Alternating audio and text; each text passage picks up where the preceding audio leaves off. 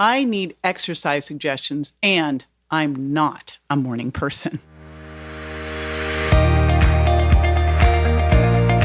This is JJ Virgin, 4-time New York Times bestselling author, celebrity nutrition expert, and fitness Hall of Famer. I've been on a lifelong quest for answers to the toughest health questions. And now I'm sharing what I found with you. Welcome to Ask the Health Expert. Robin Dollar from my Facebook group asked for exercise suggestions and tips for someone who works full-time and isn't a morning person. She definitely underlined that part. And I'm going to reframe this to, how do I get my exercise in when I'm time crunched? I'll be right back with the answer.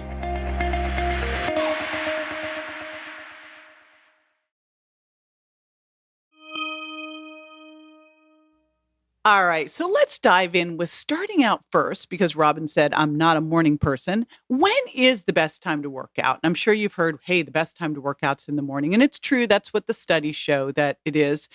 And probably one of the biggest reasons is because you get it done, right? And the day doesn't take you over. And all of a sudden it's like ready to go to bed and you go, oh, shoot, I forgot to exercise. But I have a second answer to that question. And the best time to work out is, dun-dun-dun, when you'll work out.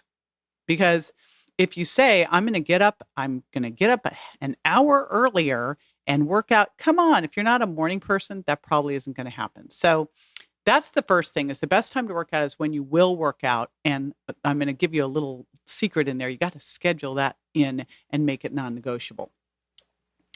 If I was your personal trainer, I would schedule that in, make it non-negotiable, and charge you double if you bailed. The next thing is you want to track it. Remember, what you measure and monitor, you can improve. And here's the cool thing. I like to teach people to fit fitness in. And what's awesome is it all counts. Going up and down the stairs, it counts. Walking the dog, it counts. But in order for it to really count, this all counts as movement. But I want you to also think of what you can do that gets you hot, sweaty, and hurts a little bit, because that's what really is going to work well as exercise. Now, here's what's awesome, and awesome for someone who's working a lot, maybe has a crazy schedule, gets up and gets out of the house in the morning, is you can divide your exercise into 2 to 3 segments. So instead of trying to do, say, 30 minutes all at once, think instead of doing 10 minutes 3 times, or 15 minutes 2 times. And so here's what you could do with that. First thing, and this is from my Fast Fitness program, which you can find at jjvirgin.com. It can help you out. I've got 4 areas that I talk about in terms of being fit. I call it my core 4. The first one is just move more. Just move more. My advice there is get a dog. Second one is to burst to blast fat. That's high intensity interval training, like sprinting and then walking it off, running up the stairs and then coming back down them, dancing your face off, and then, just kind of moseying around, jumping rope and then walking it off. Something that you can do all out for 30 to 60 seconds and not a second more. And then you walk it off for about twice as long to recover and you go back to it. So that's bursting. And then pumping it up is resistance training. You can use your body weight. You can use free weights. You can use cables, whatever it is that is going to make it difficult for you to do more than, say, 20 to 30 seconds of that. I like to work in a range of an exercise repetition of 8 to 12 repetitions. That's how many times you do an exercise in one single set. And that should take you, 15 to 20 seconds, but you shouldn't be able to go past, say, 30 seconds. So if your body weight may not be enough in some of those situations.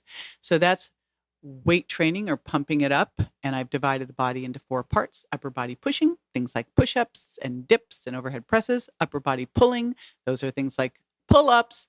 You could do them, might need a little help like I do. Bent over rows, upright rows. Hips and thighs, things like plies and lunges and squats and step-ups. And then power core, and those are abs and low back muscles. So I've got it divided in the power core. This is where I like to put some the yoga flow and flexibility in there as well. So for power core, you could move that into your yoga practice and kind of do a little hybrid. Because the 4th part of fitness is flexibility. And so that could be restorative yoga, or you could do a power yoga class and do part of it as restorative and get both your power core and your flexibility. So here's a couple ways you can fit this in. Number one, if you've got phone calls or you need to connect with someone, make it a walking date. So that's one of the things that I do is if I know I need to be on a phone call, I make it a walking phone call. And if it's something where I'm just an active listener, then I might just be active listening while I'm working out, doing my burst training, doing my resistance training. So that's an easy thing to do there as well. Then schedule it in. Look at if you've got a day where it's really crazy. Look where you can put 10 minutes in the morning, 10 minutes in the midday, and 10 minutes in the evening. And Robin, I'm going to tell you, this is really important. What I'd love to see you do is say, get up in the morning and go, okay, every morning, I'm just going to add 10 minutes of something in. And maybe this morning it's going to be upper body pushing. Maybe next morning it's going to be some burst training. And what's great is there's a lot of different things that you can do at home that require little or no equipment. So if you're trying to give me the, I don't have a gym at home, it's okay. The floor and a chair can become your gym. So it's amazing what you can do. And again, I have a lot of that in my fast fitness program, but you got to schedule it in and you need to make it non-negotiable and then commit to yourself. Ideally hire a coach because boy, when you pay attention, right? And then most importantly, get moving. This is JJ with Ask the Health Expert. I do this 5 times a week, so make sure you never miss a show by going to subscribetojj.com.